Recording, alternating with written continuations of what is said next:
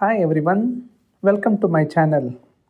Today we are going to talk about Australia's negative gearing and capital gain tax overhaul. What property investor needs to know. If you own an investment property in Australia or you are planning to buy one, the rules just change big time. Negative gearing and capital gain tax discount are both being overhauled. Here is exactly what's changing, when it kicks in, and who is protected.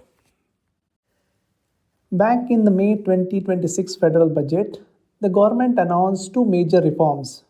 Parliament passed them into a law by end of June. The changes fall into two buckets: negative gearing on residential property and the capital gain tax discount for individuals and trust. Both take effect from 1st July 2027. So there is a transition window. And critically, some existing investments are grandfathered. Let's break down each one. Starting with negative gearing.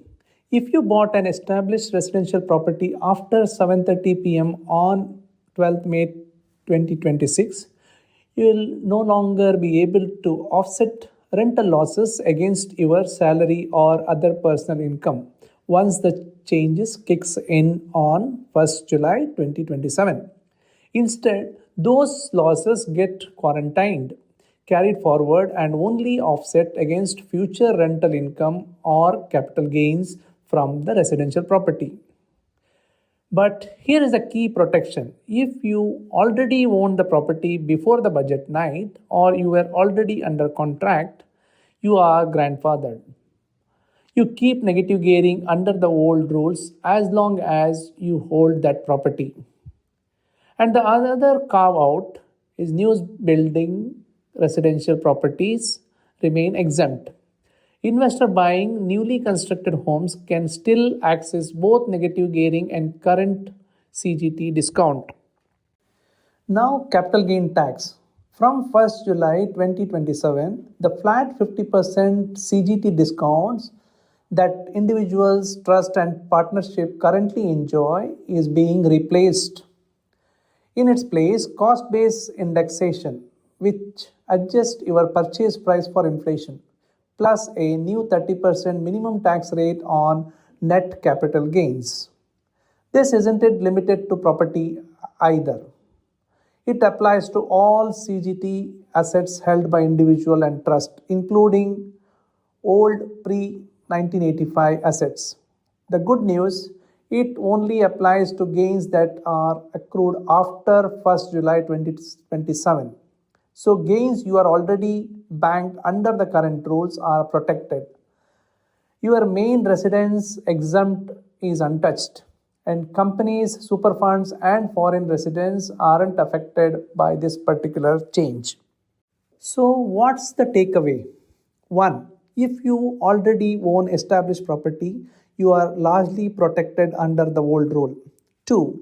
Buying an established property after May 2026 means no more offsetting losses against your wage. 3. New builds are more tax favored than existing ones. And 4. From mid 2027, the tax free launch on CGT discounts get smaller for everyone holding assets long term. This is general information, not personal tax advice. Talk to a licensed accountant before making investment decisions. If this helps, hit subscribe for more straight talk investment breakdowns.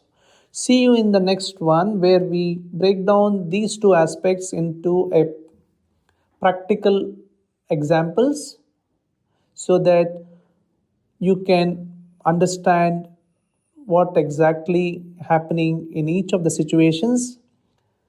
In case you want to know about your own situations, please comment on this video so that I can take up that example for our next video.